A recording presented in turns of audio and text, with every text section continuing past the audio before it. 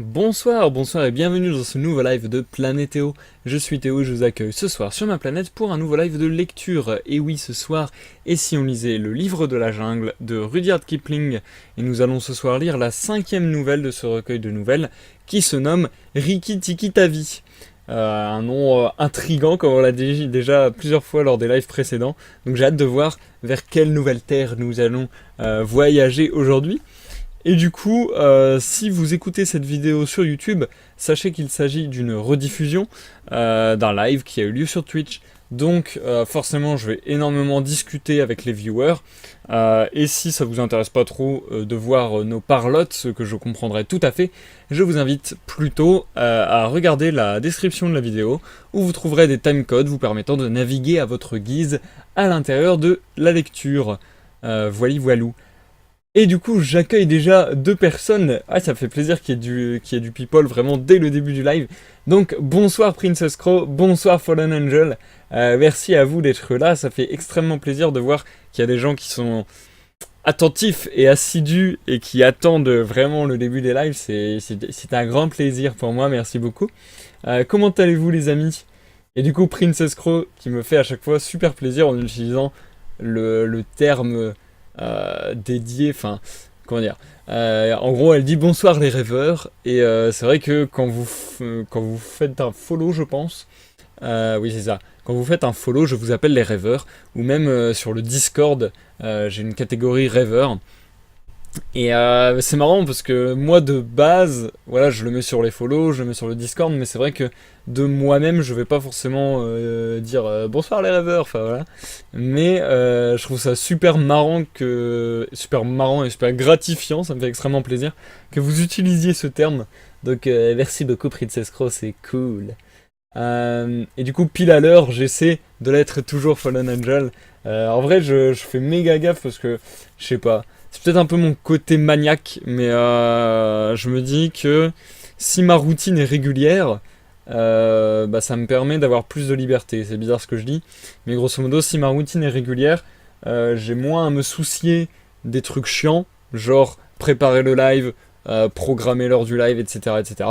Et juste à me balancer parce que bah, j'ai l'habitude, donc je sais ce que je dois faire, et avoir plus de liberté sur bah, plus de temps et plus de liberté pour faire d'autres choses. Bref, déjà vous voyez, je commence directement à partir très loin en ce début de live. Vous aurez remarqué que du coup, je suis beaucoup moins fatigué que la dernière fois. Il y a de cela 3 jours, j'ai été vraiment explosé de fatigue comme rarement dans ma vie à vrai dire. Donc ça a été un live très très éprouvant la dernière fois sur la nouvelle Le Phoque Blanc que j'ai vraiment beaucoup aimé. Et je voulais peut-être pas assez signifier la dernière fois justement dû à ma fatigue. Mais vraiment le Phoque Blanc je l'ai trop kiffé comme nouvelle. Je pense que c'est vraiment ma préférée du recueil jusqu'à présent. Et ça m'a même inspiré peut-être pour un projet. Je vous en parlerai plus en avant si ça venait à se faire un jour. Mais c'est vrai que ça m'a vachement inspiré en cela que, bah, tout simplement, je trouve ça beau. Je trouve ça doux et à la fois très cru, très cruel. Et enfin, ouais, c'est le genre d'histoire qui me plaise. Et je me suis dit, mais pourquoi il n'y a jamais eu de Disney là-dessus? Enfin, bien sûr, c'est qu'une toute petite nouvelle et voilà, mais je suis sûr qu'en délayant un petit peu, il y aurait moyen, ou même faire un court-métrage, j'en sais rien, mais je me dis, il y a tellement matière à faire vraiment un bon Disney avec des bonnes valeurs morales, etc. Je trouve. Enfin, ouais, je trouve que ça pourrait être vraiment très intéressant. Et du coup. Bah, ça m'a inspiré un petit projet dont je vous parlerai voilà, plus en avant si cela venait à se faire, mais un peu dans le sens justement d'un dessin animé et tout, et vu que je suis pas du tout qualifié dans ce genre de choses, je vais voir ce qu'il m'est possible de faire. Bref, du coup on va voilà, sur une petite intro de 10-15 minutes comme d'habitude, histoire de discuter entre nous, et histoire aussi de laisser le temps aux gens qui voudraient suivre la lecture absolument d'arriver. Et du coup, bah voilà, on va se détendre, on va se prendre à boire et à manger. Santé les amis. On va se poser pépouze tous ensemble. Et du coup, Fallen Angel, et je vais plutôt bien ces temps-ci. Princess Claw, j'avais très envie d'écouter la suite. Ah, ça fait plaisir ça. Mais c'est vrai que le phoque blanc avait l'air de t'avoir beaucoup plu. Et bah, je pense que ça a plu à la majeure partie des gens qui étaient là en vrai. Mais ouais, le phoque blanc était vraiment une très belle nouvelle. Et ce soir, la nouvelle, c'est Riki Tiki Tavi, qui est un peu étrange comme nom et qui laisse un peu interrogateur. Je crois que le live sera relativement court parce que la nouvelle fait 20 pages pile. Donc je vais couper en 2 fois 10 pages et ça devrait se faire très rapidement. C'est pour ça que je vais pas faire traîner trop longtemps l'introduction ni la pause d'ailleurs. Par contre, je sais pas trop exactement où je vais faire la pause. J'ai regardé un peu tout à l'heure, je pense que je vais devoir faire un truc genre 8 pages puis 12 pages ou quelque chose comme ça, sinon ça tombera pas bien. Et encore même en faisant ça, je pense que ça va pas tomber très très bien parce qu'il y a l'air d'avoir énormément de dialogue dans cette nouvelle et énormément de personnages. Du coup, d'un côté j'ai très hâte parce que j'ai l'impression que ça va être beaucoup plus joyeux et énergique que la nouvelle Le Phoque Blanc, bien qu'elle soit très belle, elle n'était pas non plus très joyeuse, au contraire. Là j'ai l'impression que voilà, il va y avoir beaucoup plus d'énergie, etc. Donc d'un côté je suis impatient et d'un autre côté je suis un peu... comment dire, un peu dans l'expectative, j'attends un petit peu nerveusement, parce que je me dis qu'il va y avoir énormément de personnages à faire, énormément de voix, et qu'il va falloir assurer, quoi. Donc j'essaie de me mettre bien dans l'ambiance de ce soir. Princess Crow, c'est vrai que les nouvelles pourront être très jolies en animation, mais Disney préfère la thune que la moralité maintenant. Ouh là là, ça balance, ça balance. En vrai, moi j'ai jamais eu une... Enfin, j'ai jamais eu une très haute opinion. C'est pas que j'ai jamais eu une très haute opinion de Disney, c'est simplement que je trouve que ce qu'ils font est très bien, mais que personnellement ça me touche pas des masses. Donc il y a peu de Disney qui trouvent grâce à mes yeux, enfin qui trouvent grâce. En fait c'est pas ça, c'est que voilà, je trouve que ce qu'ils font est bien, mais que c'est pas pour moi entre guillemets. Donc il y a quelques Disney que je trouve vraiment génialissimes, et sinon les grands classiques en général ne m'atteignent pas beaucoup. Mais donc du coup je ne saurais pas le mieux placé pour dire s'ils ont vraiment changé de fusil d'épaule, etc. Après, voilà, de mon point de vue, un petit peu tout le monde du cinéma, etc. Maintenant c'est la thune, la thune, la thune. Mais je trouve que ouais, ça aurait pu vraiment bien rendre en Disney. Enfin bon. Je vous en reparlerai parce que si vraiment j'ai moyen de faire ce que j'ai en tête pour le phoque blanc, ça pourrait faire une super vidéo sur la chaîne YouTube. Et enfin bon, faut que je vois si c'est possible parce que je vais pas vous vendre du rêve alors que je ne sais même pas si je pourrais réaliser tout ça. Je suis vachement blanc, dis donc. Ça c'est un truc que je me dis souvent, est-ce qu'il faudrait pas que je trouve un moyen de faire une couleur un peu plus chaude pour les lives tout simplement. À la base, j'avais acheté une guirlande de lumière et fut un temps, ça doit faire au moins un an. Et c'était fort pratique parce que du coup je pouvais faire des ambiances différentes, etc. Mais j'ai été tellement peu convaincu par la première guirlande qui a vraiment déconné au bout de peut-être un mois, 2 mois, je sais plus, mais j'étais vraiment déçu quoi. Je l'ai payé 20 € et au bout de peut-être 1 ou 2 mois, elle était complètement inutilisable. Donc du coup, ça m'a un peu refroidi et je sais pas si je suis chaud à reclaquer 20 € pour ça, mais bon. J'y réfléchis parce que j'aimerais bien quand même rendre le live un peu plus qualitatif et je pense que l'image, c'est peut-être le premier... Enfin, en tout cas, sur là, ce que je vois, parce que moi j'ai le moniteur, entre guillemets, qui me permet de voir ce que je projette. Quand j'arrive là sur mon live, entre guillemets, ce que je vois, c'est que peut-être la vidéo est de moins bonne qualité que l'overlay, que le son, etc. Après, c'est vrai que... c'est vrai que la vidéo, pour ce que je fais, c'est pas le plus important. Donc je sais pas si c'est ça qu'il faudrait que je focus en premier pour améliorer les lives. En vrai, je sais pas trop dans quelle direction m'aventurer. Enfin bon, je vais réfléchir à ça. Je vais réfléchir à ça d'ailleurs. Alors, je sais pas encore ce que je vais en faire, mais je vais réfléchir à ça d'autant plus que aujourd'hui, j'ai reçu un mail de Twitch me proposant de faire un sondage rémunéré en quelque sorte. Grosso modo, j'ai répondu à un sondage et en échange, dans les jours à venir, ils vont m'envoyer, je crois, 15 ou 20 dollars sur, enfin, en bon cadeau sur Amazon. Donc du coup, je sais pas ce qu'il me sera possible d'acheter avec ce bon cadeau et si ça sera sur tout Amazon ou si ça sera sur certaines sélections, etc., etc. Mais bref, j'ai trouvé ça super sympa de la part de Twitch. En plus, j'adore faire des sondages tout simplement parce que... Enfin, moi j'ai déjà l'habitude de faire des sondages rémunérés de mon côté. Et là, je trouve ça d'autant plus cool que bah, c'était des questions vraiment en rapport à ce que je faisais et en rapport à ce qu'on fait sur Twitch. Donc du coup, je me dis, quelque part, ça va peut-être aider un peu la communauté. Ça va peut-être un peu aider la communauté. Donc je me dis, aider, aider quelque chose qu'on apprécie, et ben ça peut être que du bonus. Donc je suis vraiment... Enfin ouais, c'est doublement content. Et du coup, avec cet argent, je ne sais pas encore ce que j'en ferai, mais je m'étais dit, soit je m'achète des bouquins, parce que acheter des bouquins, bah, ça commence à devenir cher, et puis bah, ça fait, enfin comment dire, ça fait partie, entre guillemets, si on parle en termes financiers, ça fait parler des frais de live, entre guillemets. Ou bien peut-être justement l'occasion de d'investir dans quelque chose en bonus pour améliorer la qualité des lives. Alors je sais pas, peut-être une lampe, peut-être un fond vert, peut-être... Enfin, quoi que fond vert, je pourrais déjà en avoir si je voulais, mais bon. Peut-être, je ne sais pas bien en vérité. Peut-être un meilleur micro, mais je pense que mon micro est de qualité suffisante pour l'heure actuelle. Peut-être une meilleure caméra, je songeais à ça aussi. Je ne sais pas trop. Donc, enfin voilà, vous voyez, j'ai pas de décision prise, je suis juste en train d'y réfléchir. Et si c'était pas ça, ça serait peut-être soit un petit plaisir pour Bibi, parce que bon, si je trouve pas d'idée, bah autant se faire plaisir. Soit, soit j'avais pensé aussi peut-être éventuellement un jeu vidéo que je ferai en live. Je ne sais pas encore trop, j'y réfléchirai. Et je vous tiendrai au courant. D'ailleurs, si vous avez des idées, enfin, je sais pas, si peut-être vous vous dites ah oui, c'est vrai que ça serait bien de rajouter ça au live, ou d'améliorer la vidéo, ou je ne sais quoi, n'hésitez pas à me le faire savoir. Et si vous avez des idées de bouquins, je réitère l'appel que je fais souvent.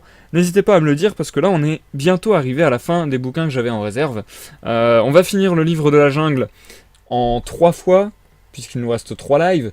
Il nous reste aujourd'hui, il nous reste samedi 14 et il nous reste mardi 17. Voilà, donc ce sera les 3 derniers lives de la saison, si on peut dire, puisqu'après j'effectuerai une petite pause quelque temps avant de vous revenir. Une fois que je reviendrai d'ailleurs, j'avais dit qu'après le livre de la jungle, on enchaînerait avec Emos et Kamé de Théophile Gautier, donc de la poésie. Mais d'un autre côté, je me dis, on a fait énormément de poésie ces temps-ci. On fait quasiment un roman, une poésie, un roman, une poésie. Du coup, je trouve que c'est peut-être un peu chargé. Et je sais pas. Surtout en plus en retour comme ça, puisque je vous dis, je vais faire une petite pause de 2-3 semaines, je pense. Donc après ces 2-3 semaines de pause, revenir avec de la poésie, c'est peut-être un peu lourd, je sais pas trop. Donc je pense qu'on repartira plutôt sur quelque chose de plus léger et de plus agréable peut-être. Enfin, comment dire, agréable en cela que c'est plus accessible et moins, ouais, moins compliqué quoi. Du coup je me disais peut-être revenir du coup avec les aventures de Pinocchio de Carlo Collodi. Tu avais déjà parlé de lire Notre-Dame de Paris. Personnellement, c'est quelque chose qui m'intéresserait énormément. Alors, lire du Victor Hugo, ça me plairait. Par contre, si on lisait du Victor Hugo, je pense que je préférerais lire L'homme qui rit.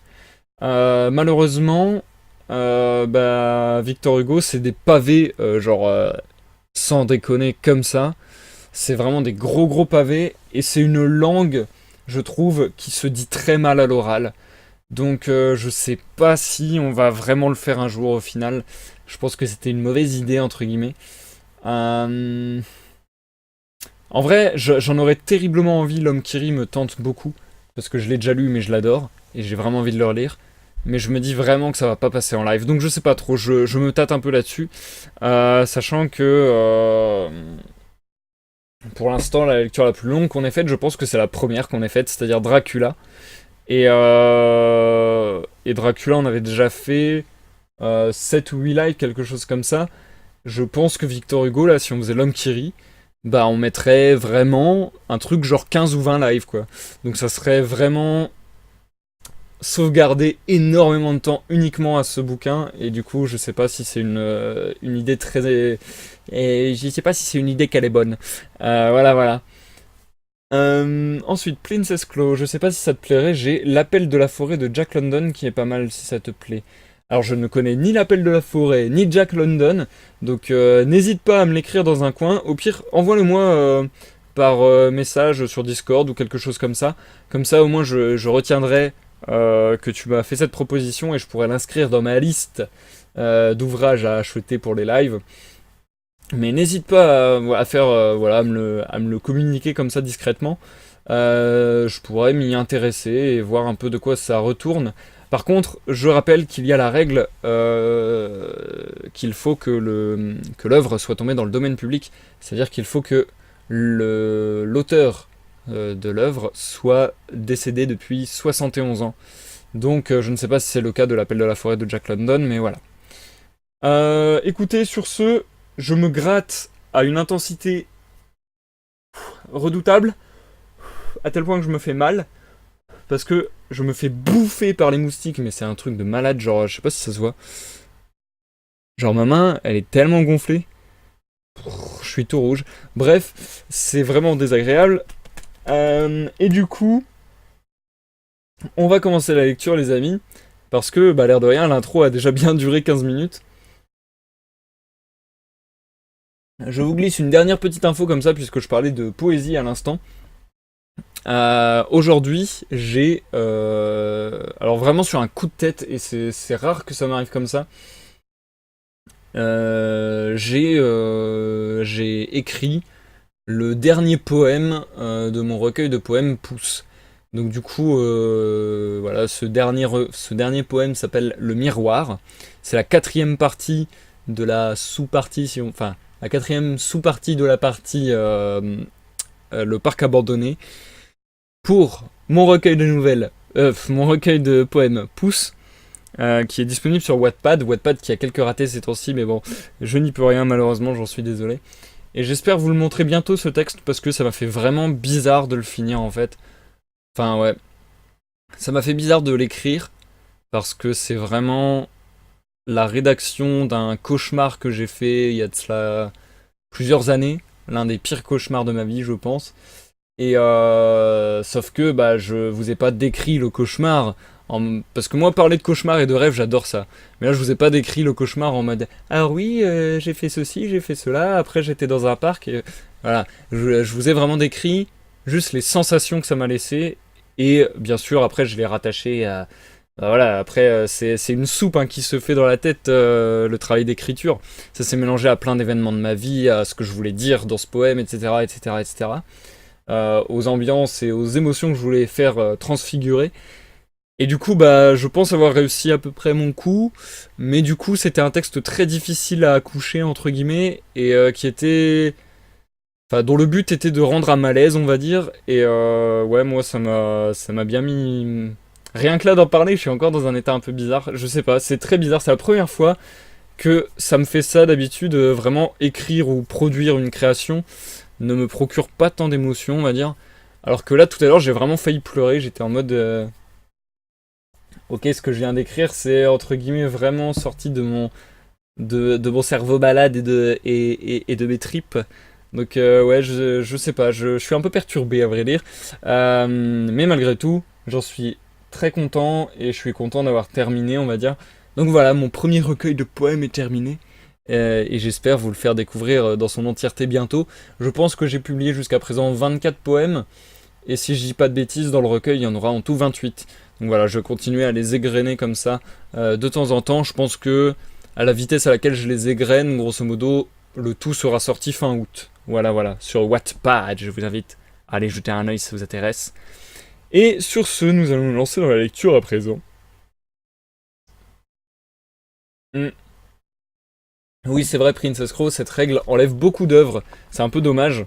Il y a plein d'œuvres que j'aimerais lire, mais bon. Après, je vais lire aussi certainement, alors c'est pas encore sûr et c'est pas encore fait, loin de là, mais je sais que par exemple Mirani, j'avais déjà lu son premier roman qu'il a écrit, et vu que c'est un pote, bah, je lui avais demandé est-ce que j'ai le droit de le lire, et du coup il m'avait gracieusement prêté ce droit. Donc voilà, ça a été un grand plaisir de lire son texte, et je sais que il réfléchit et il a beaucoup d'inspiration et beaucoup d'idées pour son second roman, qui serait la suite de Chimère Héritage, puisque c'est une trilogie. Et donc voilà, je vous en dis pas plus parce que voilà, c'est pas encore signé, c'est pas encore sûr et tout.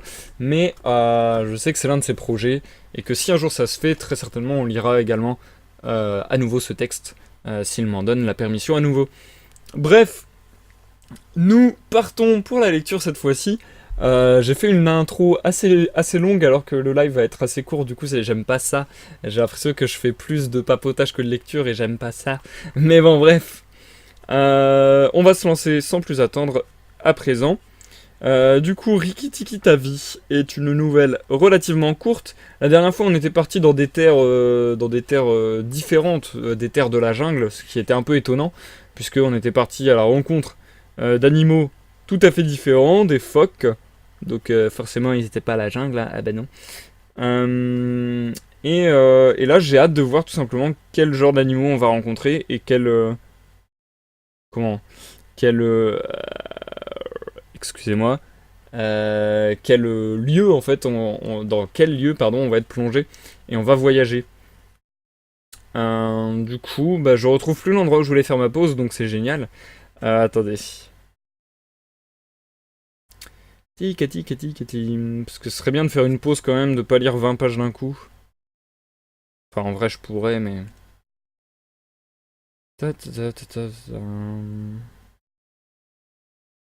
Bon, écoutez, on verra. Je vais me lancer comme ça et je ferai une pause quand je le sens, je pense, parce que là, je ne trouve plus. Du coup, merci Princess Crow pour le host, ça fait très plaisir. Et on est parti tout de suite pour la lecture de ce soir. Je vous souhaite à tous une bonne écoute. Bonne écoute Fallen Angel, bonne écoute Princess Crow, bonne écoute à tous ceux dans l'ombre et à ceux qui nous regardent en rediffusion sur YouTube. Sur YouTube. Sur YouTube. Et je vous dis à tout à l'heure pour la pause. Riki Tiki Tavi. L'œil rouge à la peau ridée, au trou devant lui dardé. L'œil rouge a crié très fort. Viens danser avec la mort. Œil à œil, en tête à tête. En mesure, Nag. L'un mort finira la fête. À ta guise, Nag. Tour pour tour et bon pour bon. Cours, cache-toi, Nag. Manqué. Mort à chaperon. Malheur à toi, Nag. Ceci est l'histoire de la grande guerre que Riki Tiki Tavi livra tout seul dans les salles de bain du Grand Bungalow, au cantonnement de Sigauli. Darzi, l'oiseau tailleur, l'aida et Chuchundra le rat musqué, qui n'ose jamais marcher au milieu du plancher, mais se glisse toujours le long du mur, lui donna un avis. Mais Riki Tiki fit la vraie besogne. C'était une mangouste. Il rappelait assez un petit chat par la fourrure et la queue, mais plutôt une belette par la tête et les habitudes. Ses yeux étaient roses comme le bout de son nez affairé. Il pouvait se gratter partout où il le lui plaisait, avec n'importe quelle patte, de devant ou de derrière, à son choix. Il pouvait gonfler sa queue au point de la faire ressembler à un goubillon pour nettoyer les bouteilles, et son cri de guerre, lorsqu'il le voyait à travers l'herbe longue, était « Ric tic tic tic tic ». Un jour, les oiseaux d'été l'entraînèrent hors du terrier où il vivait avec son père et sa mère, et l'emportèrent, battant des pattes et gloussant, le long d'un fossé qui bordait une route. Il trouva là une petite touffe d'herbe qui flottait, et s'y cramponna jusqu'à ce qu'il perdît le sentiment. Quand il revint à la vie, il gisait au chaud soleil, au milieu d'une allée de jardin, très mal en point, il est vrai, tandis qu'un petit garçon disait « Tiens, une mangouste morte, faisons-lui un enterrement. »« Non, dit la mère, prenons-le pour le sécher. Peut-être n'est-il pas mort pour de bon. » Ils l'emportèrent dans la maison, où un homme le prit entre le pouce et l'index, et affirma qu'il n'était pas mort, mais seulement à moitié suffoqué. Alors ils l'enveloppèrent dans du coton, l'exposèrent à la chaleur d'un feu doux et... Riki Tiki ouvrit les yeux et éternua. « Maintenant, dit l'homme, un Anglais qui venait justement de s'installer dans le bungalow, ne l'effrayez pas, et nous allons voir ce qu'il va faire. C'est la chose la plus difficile du monde que d'effrayer une mangouste, parce que, de la tête à la queue, leur race est dévorée de curiosité. La devise de toute la famille est « cherche et trouve », et Riki Tiki était une vraie mangouste. Il regarda la bourre de coton, décida que ce n'était pas bon à manger, courut tout autour de la table, s'assit, remit sa fourrure en ordre, se gratta et sauta sur l'épaule du petit garçon. « N'aie pas peur, Teddy, dit son père, c'est sa manière d'entrer en amitié. »« Ouch, il me chatouille sous le menton, dit Teddy.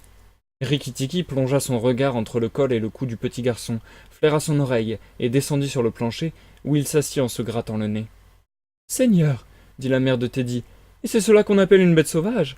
Je suppose que si elle est à ce point apprivoisée, c'est que nous avons été bons pour elle. » Toutes les mangoustes sont comme ça, dit son mari. Si Teddy ne lui tire pas la queue ou n'essaie pas de le mettre en cage, il courra par la maison toute la journée.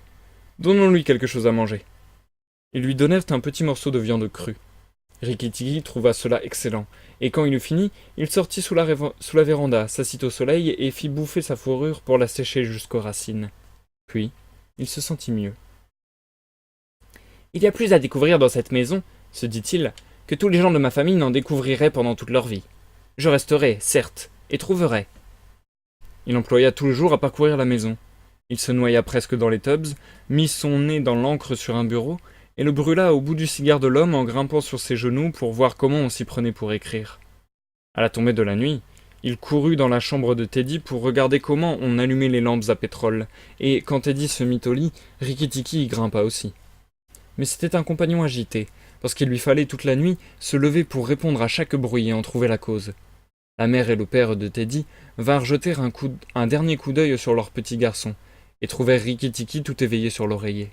« Je n'aime pas cela, » dit la mère de Teddy. « Il pourrait mordre l'enfant. »« Il ne fera rien de pareil, » dit le père. « Teddy est plus en sûreté avec cette petite bête qu'avec un dog pour le garder. Si un serpent entre dans la chambre maintenant... » Mais la mère de Teddy ne voulait pas même songer à de pareilles horreurs. De bonne heure, le matin, Rikki-Tikki vint au premier déjeuner sous la véranda, porté sur l'épaule de Teddy. On lui donna une banane et un peu d'œuf à la coque, et il se laissa prendre sur les genoux des uns après les autres, parce qu'une mangouste bien élevée espère toujours devenir à quelques moments une mangouste domestique, et avoir des chambres pour courir au travers. Or, la mère de Rikki-Tikki, elle avait habité autrefois la maison du général Asigauli, avait soigneusement instruit son fils de ce qu'il devait faire si jamais il rencontrait des hommes blancs. Puis, Rikki-Tikki sortit dans le jardin pour voir ce qu'il y avait à voir. C'était un grand jardin, seulement à demi cultivé, avec des buissons de roses maréchal Nil, aussi gros que des kiosques, des citronniers et des orangers, des bouquets de bambous et des fourrés de hautes herbes. Rikki-Tikki se lécha les lèvres. « Voilà un splendide terrain de chasse, » dit-il. À cette pensée, sa queue se hérissa en goupillon, et il courait déjà de haut en bas et de bas en haut du jardin, flairant de tous côtés lorsqu'il entendit les voix les plus lamentables sortir d'un buisson épineux. C'était Darzee, l'oiseau tailleur, et sa femme. Ils avaient construit un beau nid en rapprochant deux larges feuilles dont ils avaient cousu les bords avec des fibres et rempli l'intérieur de coton et de bourre duveteuses. Le nid se balançait de côté et d'autre, tandis qu'ils pleuraient, perchés à l'entrée. « Qu'est-ce que vous avez » demanda Rikki-Tikki. « Nous sommes très malheureux, » dit Darzee. « Un de nos bébés hier est tombé du nid, et Nag l'a mangé. »« dit Rikki-Tikki. « Voilà qui est fort triste. Mais je suis étranger ici. Qui est-ce, Nag ?» Darzee et sa femme, pour toute réponse, se blottirent dans leur nid, car de l'épaisseur de l'herbe, au pied du buisson, sortit un sifflement sourd, un horrible son glacé, qui fit sauter Rikki-Tikki de 2 pieds en arrière. Alors, pouce par pouce, s'éleva de l'herbe la tête au capuchon éployé de Nag, le gros cobra noir qui comptait bien 5 pieds de long de la langue à la queue. Lorsqu'il eut soulevé un tiers de son corps au-dessus du sol, il resta à se balancer de droite et de gauche, exactement comme se balance dans le vent une touffe de pissenlit, et dévisagea Rikki-Tikki de ses mauvais yeux de serpent, qui ne changent jamais d'expression, quelle que soit sa pensée. « Qui est-ce, Nag » dit-il. « C'est moi, Nag. Le grand dieu Brahma a mis sa marque sur tout notre peuple, quand le premier cobra eut étendu son capuchon, pour préserver Brahma dormant au soleil. Regarde et tremble. » Il étendit davantage son capuchon, et Rikki-Tikki vit sur son dos la marque des lunettes, qui ressemble plus exactement à l'œillet d'une fermeture d'agrafe. Il eut peur une minute, mais il est impossible à une mangouste d'avoir peur plus longtemps. Et bien que Rikki-Tikki n'eût jamais encore rencontré de cobra vivant, sa mère l'avait nourri de cobra mort, et il savait bien que la grande affaire de la vie d'une mangouste adulte est de faire la guerre aux serpents et de les manger. Nag le savait aussi, et tout au fond de son cœur de glace, il avait peur.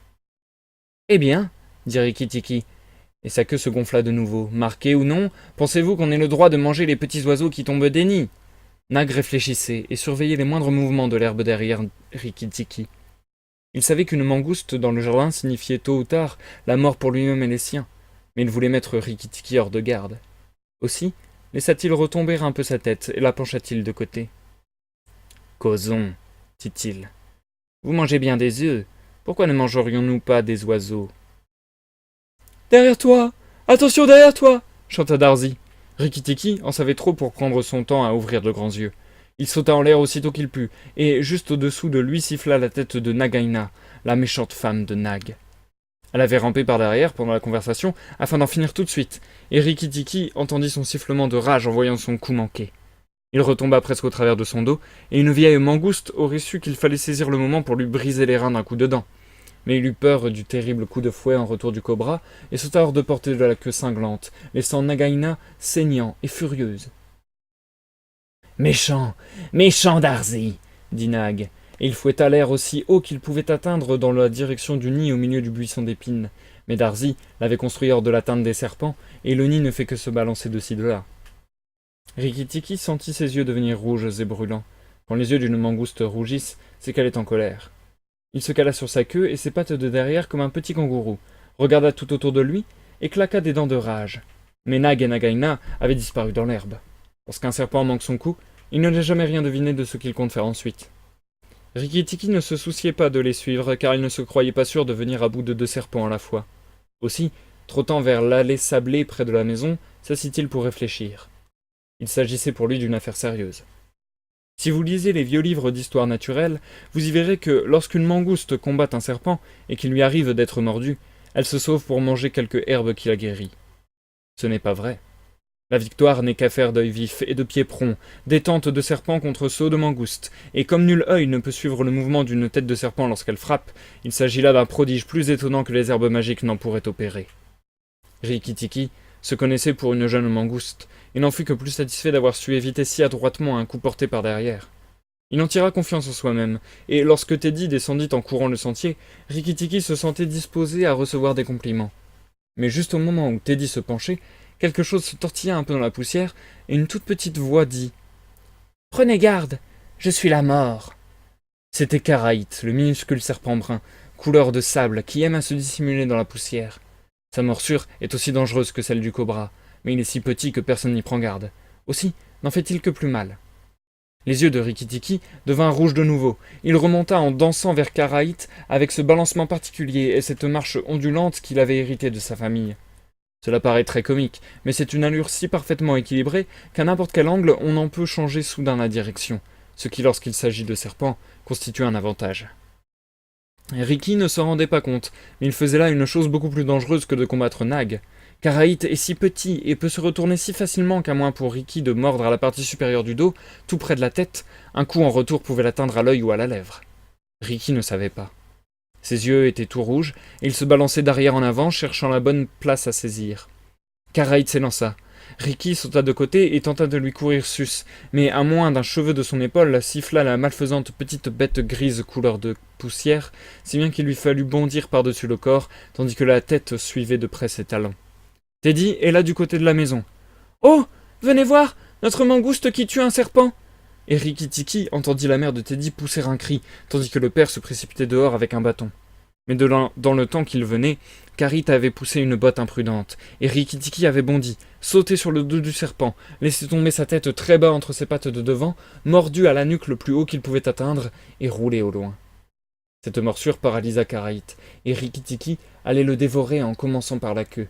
Suivant la coutume de sa famille adaignée, lorsqu'il se rappela qu'un repas copieux appesantit une mangouste, et que, pouvant avoir besoin sur l'heure de toute sa force et de toute son agilité, il lui fallait rester à jeun.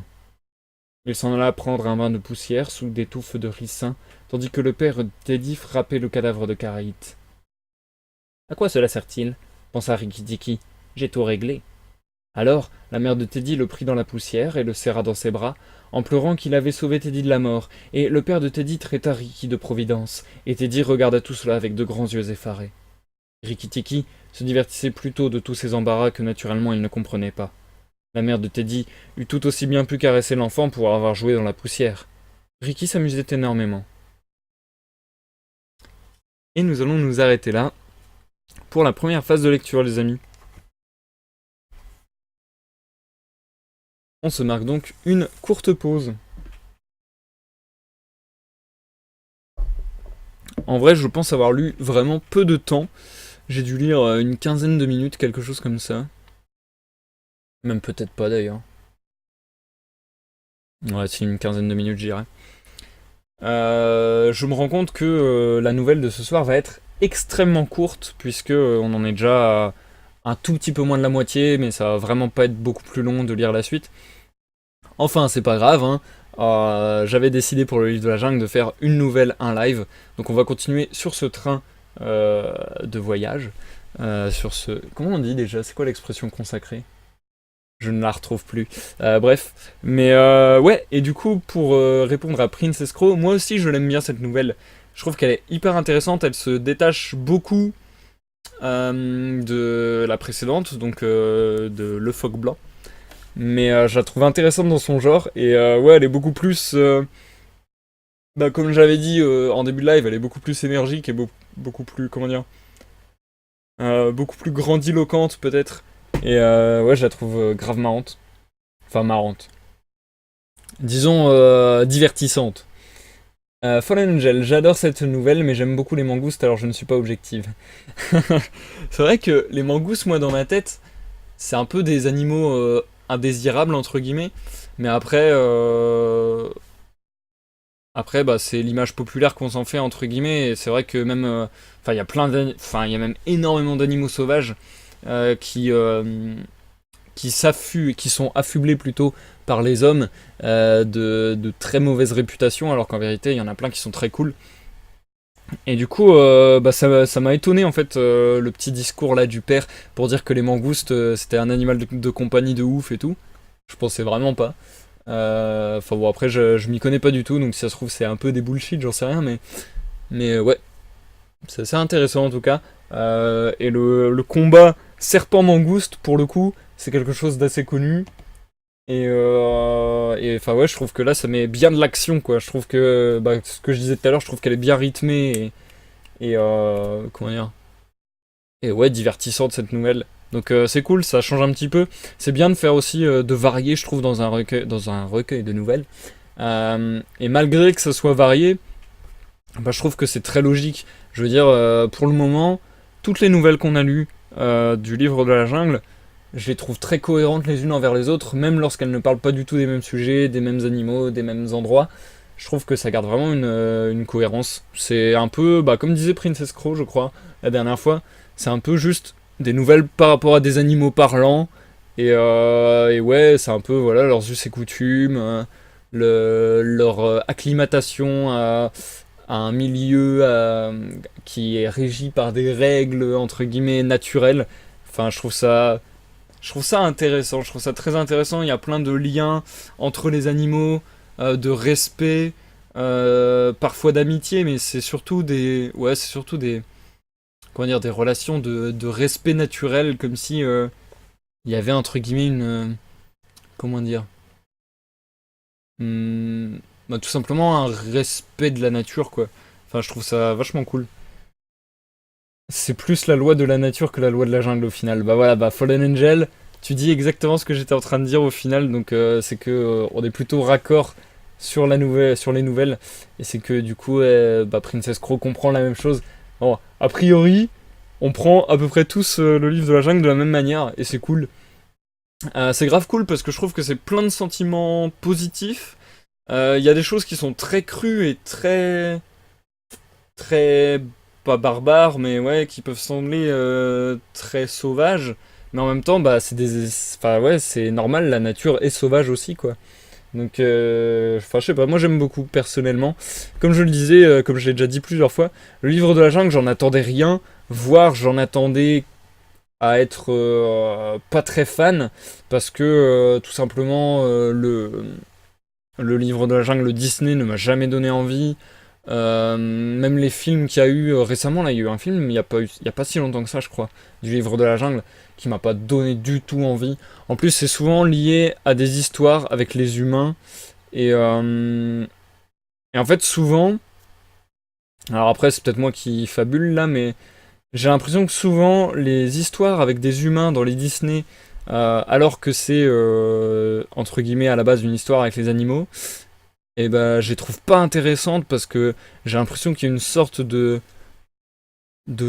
message politique nul. Enfin, je sais pas, je sais pas. Après, c'est peut-être moi qui déconne, mais des vieux souvenirs que j'ai de Tarzan ou du livre de la jungle, à chaque fois qu'on se tourne vers les hommes, Je trouve ça beaucoup moins intéressant que le reste de l'histoire. Donc, enfin bon. Bref, du coup là je suis grave content que dans le livre de la jungle, je trouve, ça se focus beaucoup moins sur les hommes et c'est vraiment des histoires d'animaux, etc. avec leurs règles et tout. Je trouve ça hyper intéressant, hyper cool. Et ouais, je suis grave surpris, dans le bon sens du terme, de cette lecture. Et je pense qu'on va enchaîner relativement rapidement, puisque j'ai déjà fait une pause de 5 minutes, l'air de rien. Et vu que la lecture va déjà être très rapide ce soir, je préfère avancer rapidement. Du coup, les amis, je vais vous souhaiter une bonne écoute. Et on est reparti pour la seconde partie qui sera légèrement plus longue, mais vraiment peu. Et puis, bah écoutez, a priori, du coup, je devrais vous reprendre dans une quinzaine de minutes, quelque chose comme ça. Bonne écoute Fallen Angel, bonne écoute Princess Crow, bonne écoute à tous ceux dans l'ombre et bonne écoute à ceux qui nous regardent en rediffusion sur YouTube. A tout à l'heure pour l'outro du live. Rikitiki ta vie, suite et fin. Ce soir-là, en se faufilant parmi les verres sur la table, il lui eût été facile de se bourrer de bonnes choses 3 fois plus que de raisons.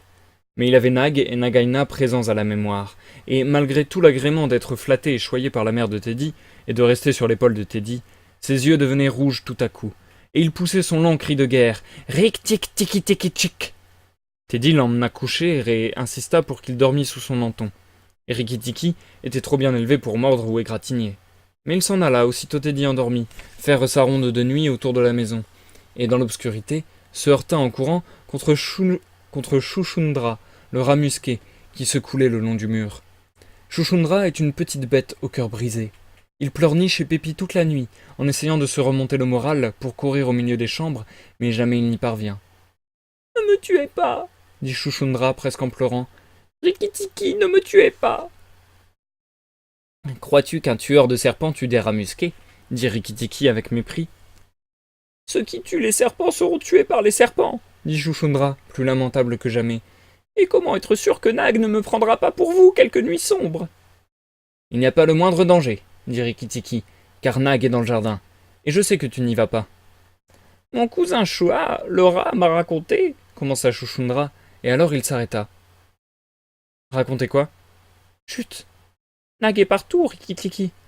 Vous auriez dû parler à Chua dans le jardin. »« Je ne lui ai pas parlé. Donc il faut me dire. Vite, Chuchundra, ou je vais te mordre. » Chuchundra s'assit et pleura au point que les larmes coulaient le long de ses moustaches. « Je suis un très pauvre homme, sanglota-t-il. Je n'ai jamais assez de courage pour trotter au milieu des chambres. »« Chut. Je n'ai besoin de rien vous dire. N'entendez-vous pas, Rikki-Tikki » Rikki-Tikki prêta l'oreille. La maison était aussi tranquille que possible, mais il lui sembla distinguer un imperceptible cracra. Un bruit aussi léger que celui d'une guêpe marchant sur un carreau de vitre, un crissement sec d'écailles sur la brique. « C'est Nag, Nag ou Nagaina, se dit-il, qui rampe par le conduit de la salle de bain. « Tu as raison, Chuchundra, j'aurais dû parler à Chua. » Il se glissa dans la salle de bain de Teddy, mais il n'y trouva personne. Puis, dans la salle de bain de la mère de Teddy, au bas du mur crépi de plâtre, une brique avait été enlevée pour le passage d'une conduite d'eau, et au moment où Rikki-Tikki s'introduisait dans la pièce, le long de l'espèce de margelle en maçonnerie où la baignoire était posée, il entendit Nag et Nagaina chuchoter dehors au clair de lune. « Quand la maison sera vide, disait à son mari Nagaina, il faudra bien qu'il s'en aille.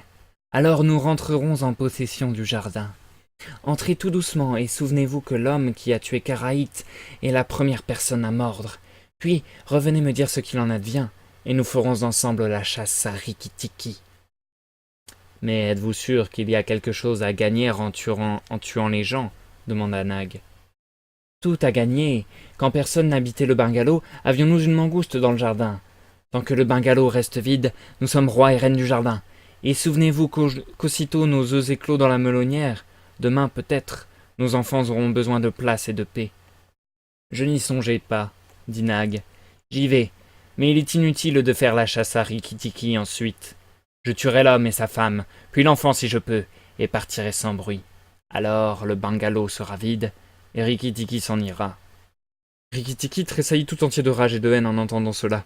Puis, il vit la tête de Nag sortir du conduit, suivi des 5 pieds de long de son corps écailleux et froid. Malgré sa colère, il eut cependant très peur en voyant la taille du grand cobra. Nag se couda, dressa la tête, et son regard parcourut la salle de bain à travers l'obscurité, où Rikki-Tikki pouvait voir ses yeux luire.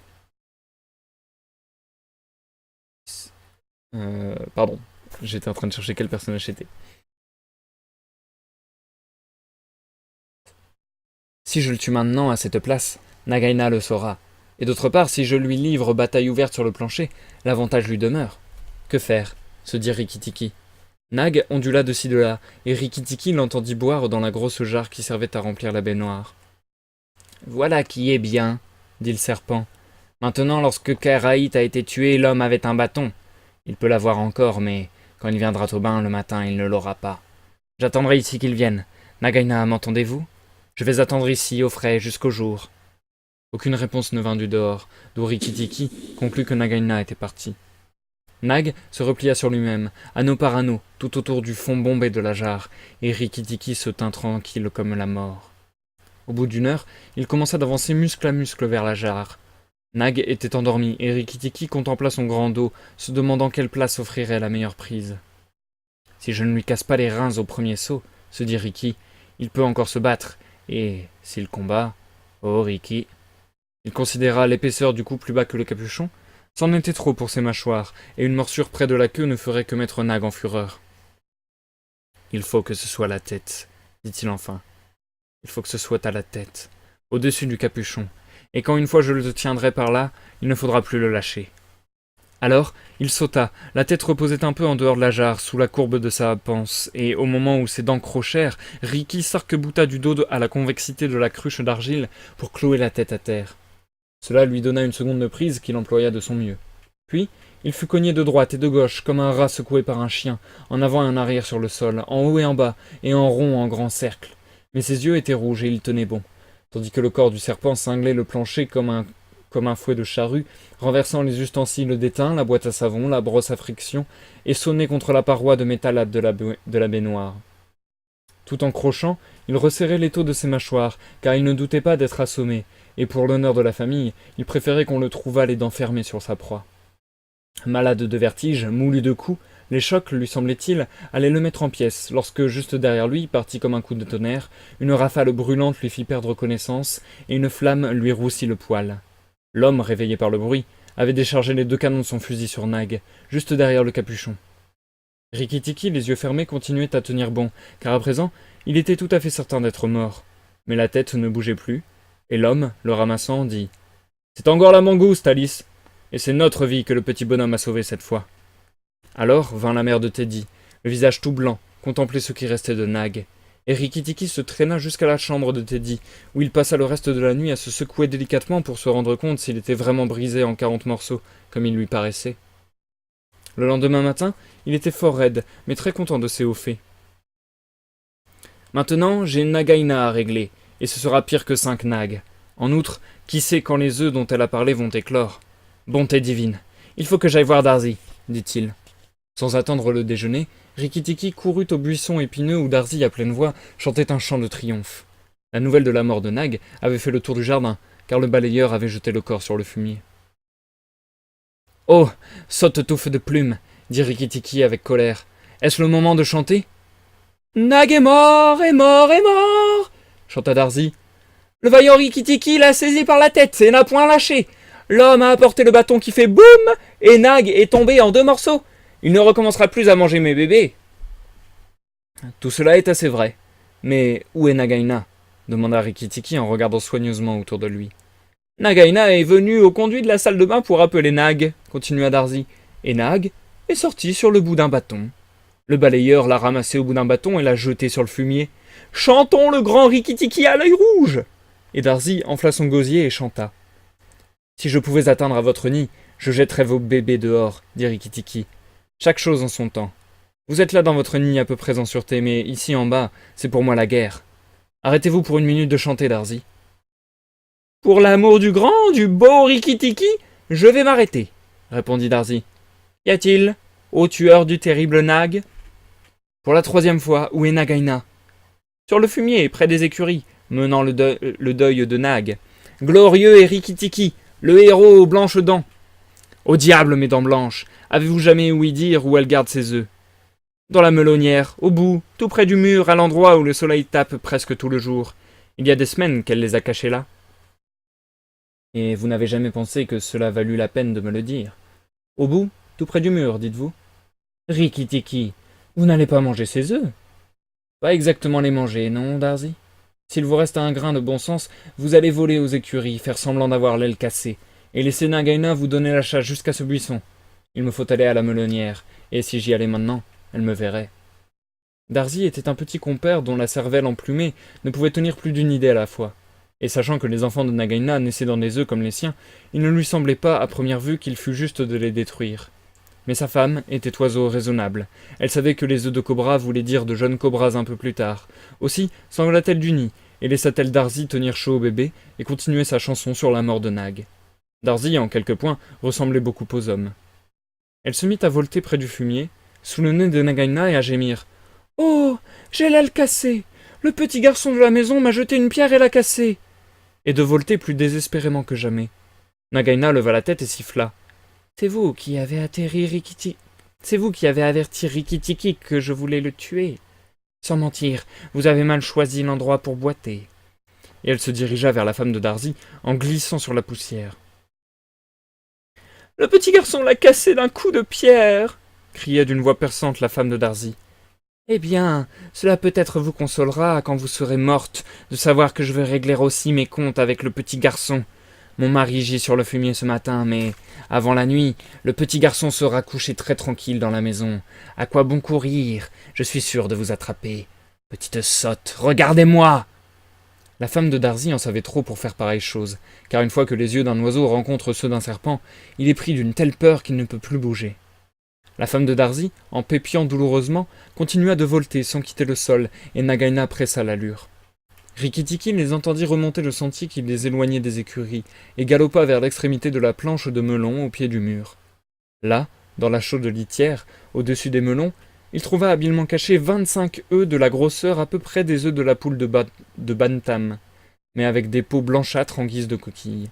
« Je ne suis pas arrivé un jour trop tôt, » dit-il, car il pouvait voir les jeunes cobras rouler dans l'intérieur de la peau, et il savait que, dès l'instant où ils éclosent, ils peuvent chacun tuer son homme non moins que sa mangouste. Il détacha d'un coup de dent les bouts des œufs, dardard, en prenant soin d'écraser les jeunes cobras, et en retournant de temps en temps la litière pour voir s'il n'en omettait aucun. À la fin, il ne resta plus que 3 œufs, et Rikki-tikki commençait à rire dans sa barbe, quand il entendit la femme de Darcy crier à tue-tête. « Rikki-tikki, j'ai conduit Nagaina du côté de la maison. Elle est entrée sous la véranda et... Oh, venez vite, elle veut tuer !» Rikki-tikki écrasa 2 œufs, redégringola de la melonnière avec le 3e œuf dans la gueule, et se précipita vers la véranda aussi vite que ses pattes pouvaient le porter. Teddy, sa mère et son père étaient là, devant leur déjeuner du matin. Mais Rikki-tikki vit qu'ils ne mangeaient rien. Ils se tenaient dans une immobilité de pierre, et leurs visages étaient blancs. Nagaina, enroulée sur la natte, près de la chaise de Teddy à distance commode pour atteindre la jambe nue du jeune garçon, se balançait de ci de là, en chantant un chant de triomphe. « Fils de l'homme qui a tué Nag, sifflait-elle, reste tranquille, je ne suis pas encore prête. Attends un peu, restez bien immobiles tous trois. Si vous bougez, je frappe, et si vous ne bougez pas, je frappe encore. Oh, insensé qui avait tué mon Nag !» Les yeux de Teddy restaient fixés sur son père, et tout ce que son père pouvait faire était de murmurer. « Reste tranquille, Teddy. Il ne faut pas bouger. Teddy, reste tranquille. » C'est alors que Rikki-tikki arriva et cria. « Retournez-vous, Nagaina! Retournez-vous et en garde !»« Chaque chose en son temps, dit-elle sans remuer les yeux. Je réglerai tout à l'heure mon compte avec vous. Regardez vos amis, Rikki-tikki.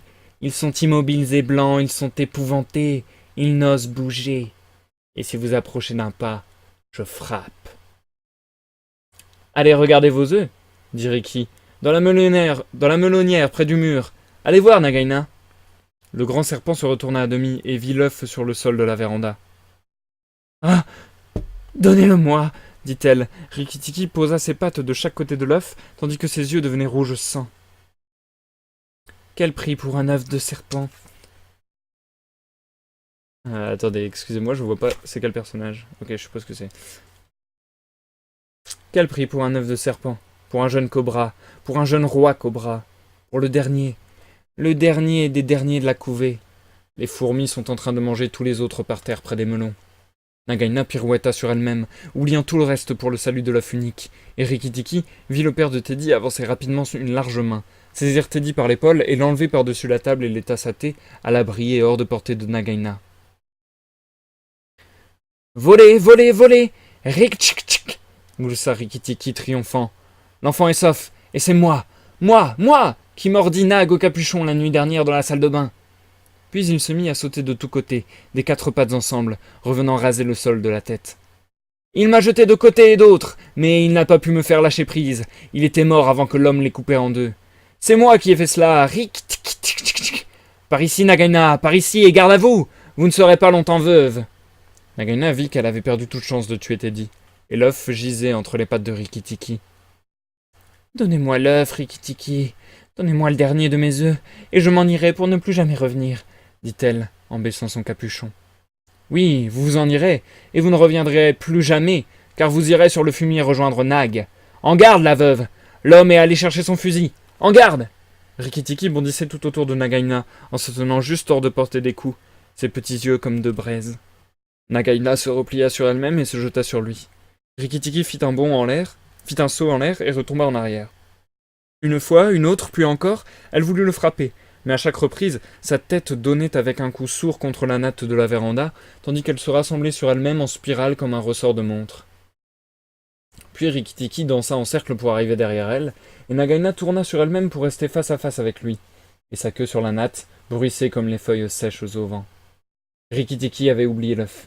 Il gisait encore sous la véranda, et Nagaina s'en rapprochait peu à peu, jusqu'à ce qu'enfin, tandis que Rikki-Tikki reprenait haleine, elle le saisit entre ses dents, fila vers les marches de la véranda, et descendit le sentier comme une flèche, Rikki-Tikki derrière elle. Lorsque le cobra court pour sauver sa vie, il prend l'aspect d'une mèche de fouet qui cingle l'encolure d'un cheval. Rikki-Tikki savait qu'il fallait la joindre, ou que tout serait à recommencer. Nagaina filait droit vers les longues herbes, près du buisson épineux, et tout en courant, Rikki-Tikki entendit Darzi qui chantait toujours son absurde petit chant de triomphe. Mais la femme de Darzi, plus raisonnable, quitta son nid en voyant arriver Nagaina et battit des ailes autour de sa tête. Avec l'aide de Darzi, ils auraient pu la faire retourner, mais Nagaina ne fit que baisser son capuchon et continua sa route. Toutefois, cet instant de répit amena Rikki-Tikki sur elle, et comme elle plongeait dans le trou de rat où elle et Nag avaient coutume de vivre, les petites dents blanches de Rikki-Tikki se refermèrent sur sa queue, et il entra derrière elle. Or, très peu de mangoustes, quelle que soit leur sagesse et leur expérience, se soucieraient de suivre un cobra dans son trou. Il faisait noir dans le trou. Et comment savoir s'il n'allait pas s'élargir et donner assez de place à Nagaina pour faire demi-tour et frapper? Il tint bon avec rage, les pieds écartés pour faire office de frein, sur la pente sombre du terreau tiède et moite. Puis l'herbe, autour de la bouche du trou, cessa de s'agiter, et Darzi dit « C'en est fini de Rikki-Tikki. Il nous faut chanter son chant de mort. Le vaillant Rikki est mort, car Nagaina le tuera sûrement sous terre. » C'est pourquoi il entonna une chanson des plus lugubres, improvisée sous le coup de l'émotion. Et comme il arrivait juste à l'endroit le plus touchant, l'herbe bougea de nouveau et Rikki-Tikki, couvert de terre, se traîna hors du trou, une jambe après l'autre en se léchant les moustaches. Darzi s'arrêta avec un petit cri de surprise. Rikki-Tikki secoua un peu la poussière qui tachait sa fourrure et éternua. « C'est fini, dit-il. La veuve ne reviendra plus jamais. » Et les fourmis rouges, qui habitent parmi les tiges d'herbe, l'entendirent et descendirent en longue procession pour voir s'il disait vrai. Rikki-Tikki se pelotonna sur lui-même dans l'herbe et dormit sur place. Dormit jusqu'à une heure tardive de l'après-midi, car sa journée de travail avait été dure. « Maintenant, dit-il quand il se réveilla, je vais rentrer à la maison. Racontez au chaudronnier, Darzi, pour qu'il le raconte au jardin, que Nagaina est morte. » Le chaudronnier est un oiseau qui fait un bruit tout semblable au coup d'un petit marteau sur un vase de cuivre. Et s'il fait toujours ce bruit, c'est qu'il est le crieur public de tout jardin hindou, et qu'il raconte les nouvelles à ceux qui veulent bien l'entendre. Lorsque Rikki-Tikki remonta le sentier, il l'entendit préluder par les notes de son garde-à-vous.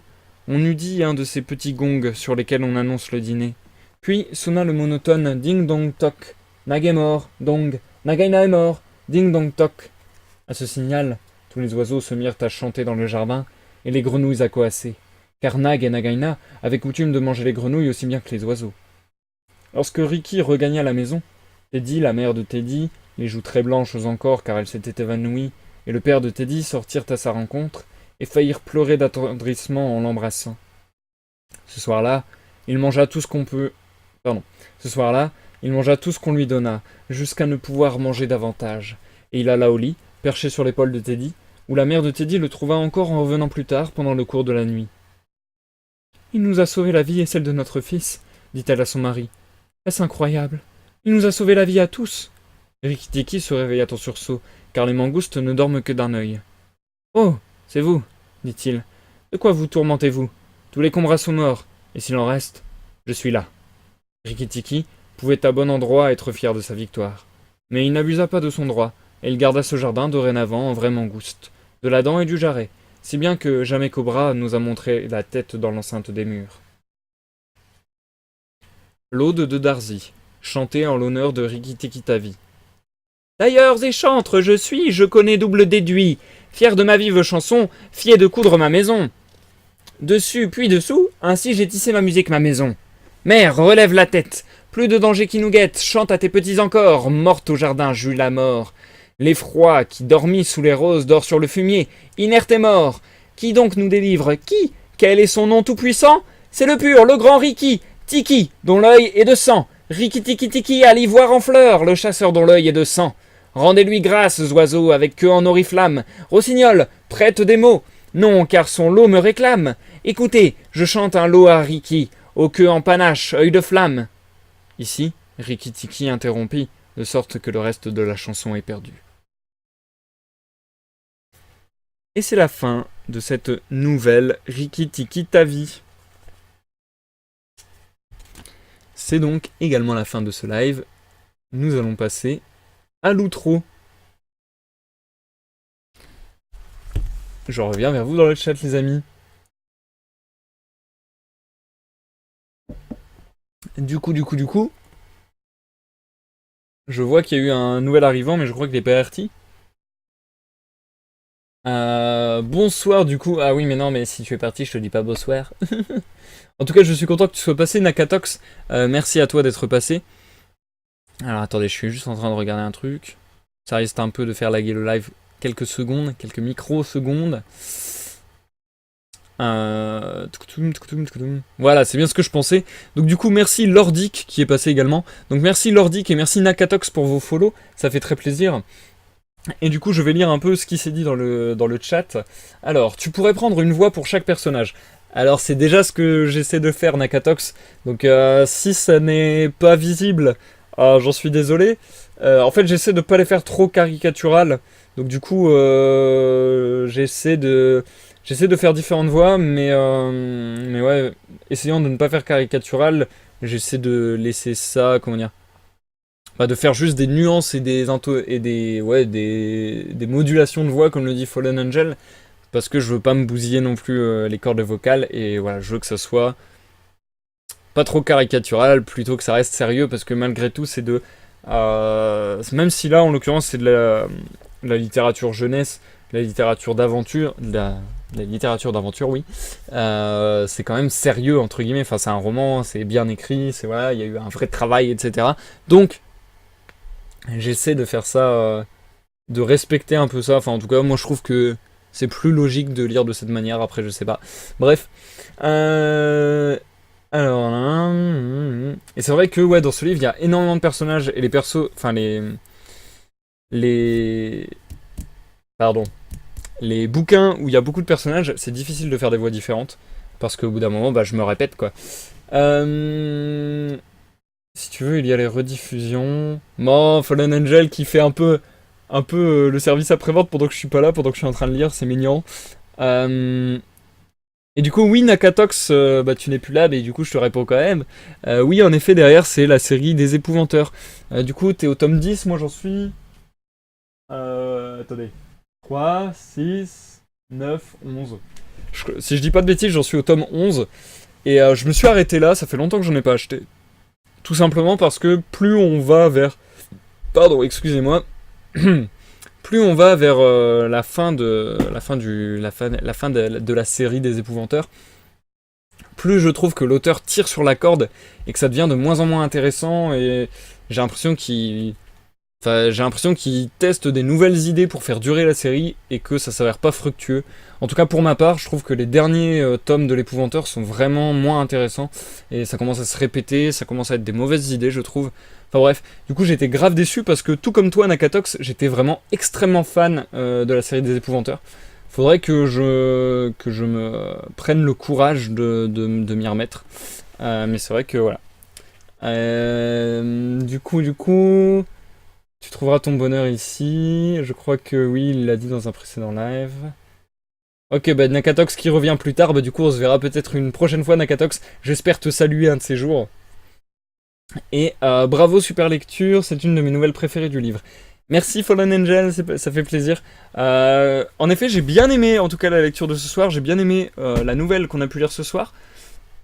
Je trouve que elle dénote pas parce que je trouve qu'elle se fond bien au reste du livre de la jungle, mais du moins je la trouve très différente des autres.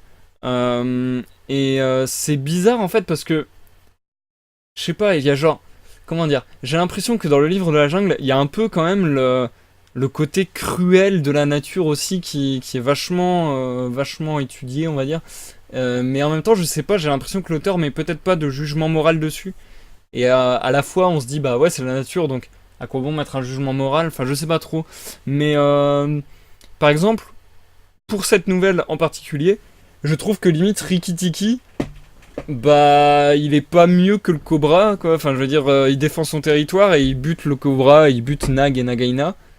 Mais en soi, bah, c'est un tueur, quoi. Genre, moi, la scène où il tue tous les autres Cobras, j'étais en mode, ah, bah, genre, c'est un meurtrier. Enfin, mais, enfin, bon, après, c'est compliqué parce que, voilà, c'est la nature, c'est entre guillemets, il faut défendre son territoire, c'est pour la survie de sa famille, la survie de sa progéniture, de sa descendance, etc.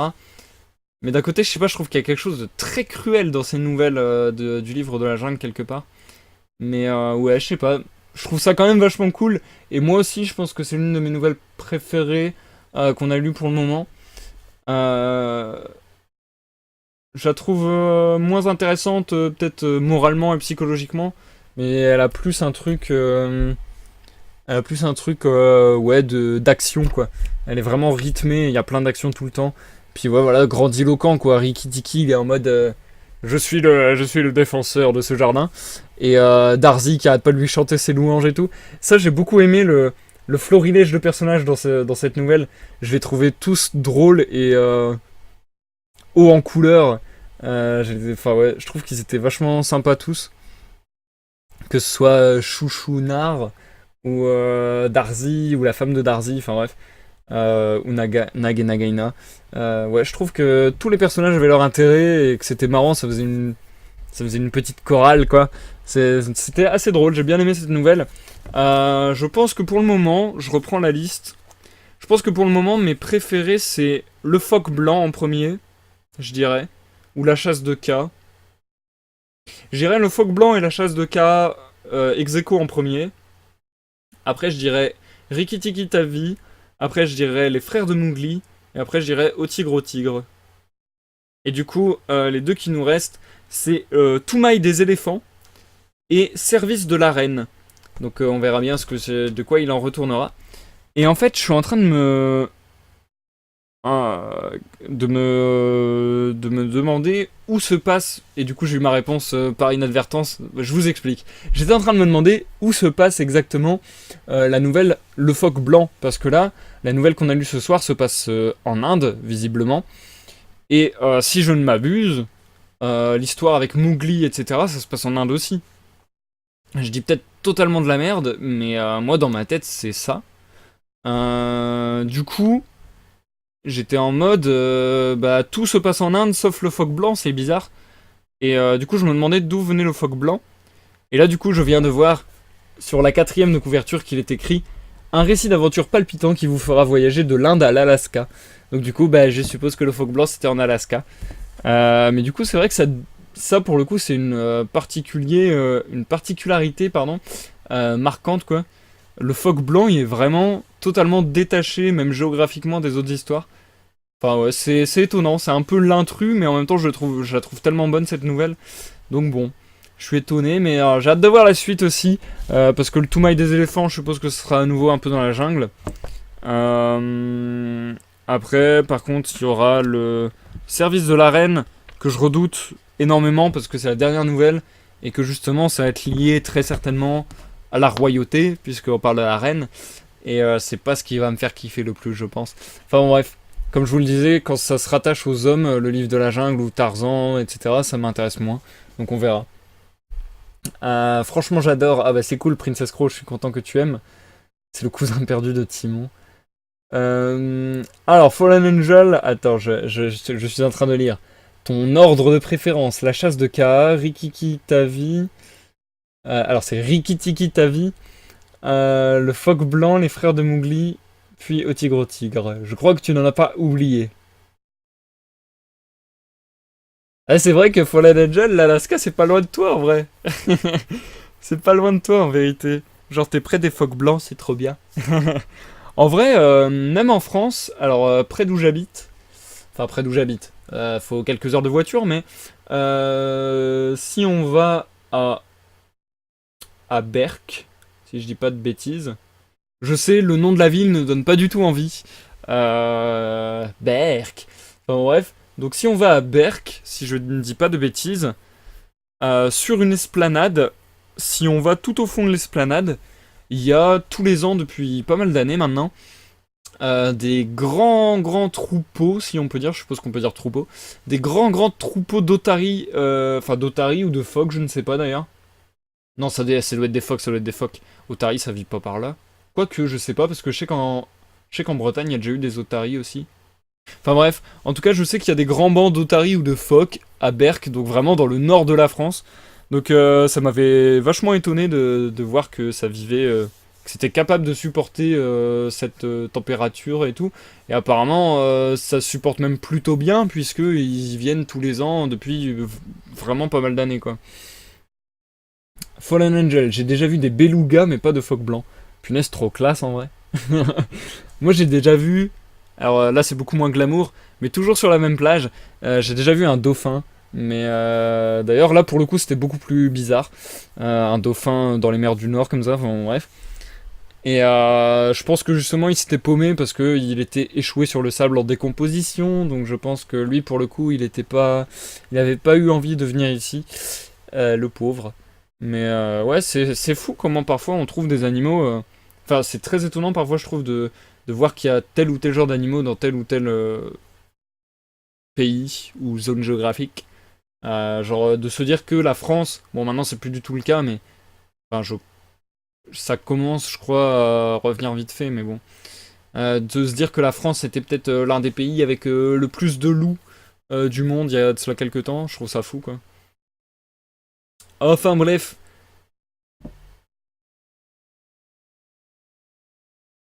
Je ne pensais pas que ce live durait autant. Au final j'ai mis du temps à lire la deuxième partie. Mais bon, c'est pas grave, ça nous fait un bon live d'1 heure, c'est cool. Une fois que j'aurai enlevé l'introduction, ça fera genre 1h10, quelque chose comme ça. Donc c'est cool, ça fait plaisir. J'aurais réussi à avoir des lives relativement réguliers pour ces derniers lives. D'ailleurs, je vais essayer de faire un truc là, j'ai vu que... Enfin, je l'ai vu depuis longtemps, mais je le faisais jamais étant donné que je fais mes lives un peu sous le coup de l'envie. Donc c'est pas très régulier. Mais là j'ai revu plutôt l'option programmer des lives. Et du coup, vu que je sais déjà quand est-ce que je vais faire les prochains lives, je vais peut-être essayer cette option, voir un peu ce que ça fait, voir si ça vous envoie des notifs aux followers ou j'en sais rien.